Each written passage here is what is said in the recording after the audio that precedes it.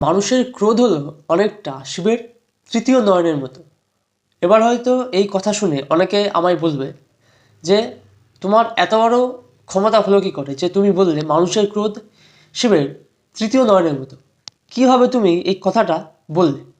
আমি যদি এর ব্যাখ্যা দিই তাহলে হয়তো মানুষ বুঝলেও বুঝতে পারবে যে আমি কেন এই কথাটা বললাম। শিবের যখন তৃতীয় নয়ন উন্মোচিত হয় তখন সেটা কেন হয়?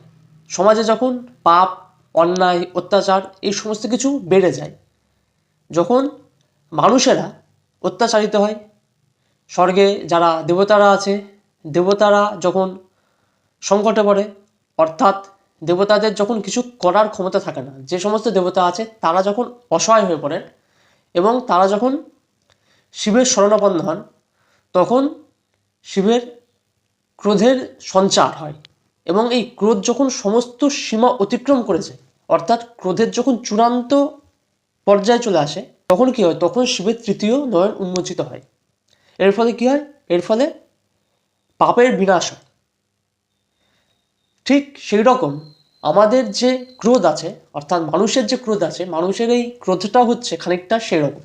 আমাদের ভিতরে বিন্দু বিন্দু ক্রোধ জমতে জমতে যখন সেটা বিরাট হয়ে যায়, তখন কিন্তু একটা সময় পরে আমাদের সেই ক্রোধের বহিঃপ্রকাশ ঘটে এবং সেই ক্রোধের বহিঃপ্রকাশ যদি আমাদের সঠিক জায়গায় না হয়, অর্থাৎ সঠিক স্থানে না হয়, তাহলে যেরকম সেই জায়গাটার বা সেই মানুষটারও ক্ষতি হয়, তার সঙ্গে সঙ্গে আমাদেরও ক্ষতি হয়।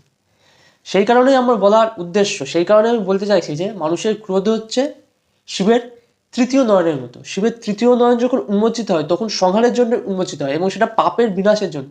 মানুষের ক্রোধ যদি সঠিক জায়গায় তার বহিঃপ্রকাশ না হয় তাহলে কিন্তু ক্ষতি দুজনারই। সেই কারণে মানুষের ক্রোধের বহিঃপ্রকাশ সঠিক জায়গায় হওয়া উচিত।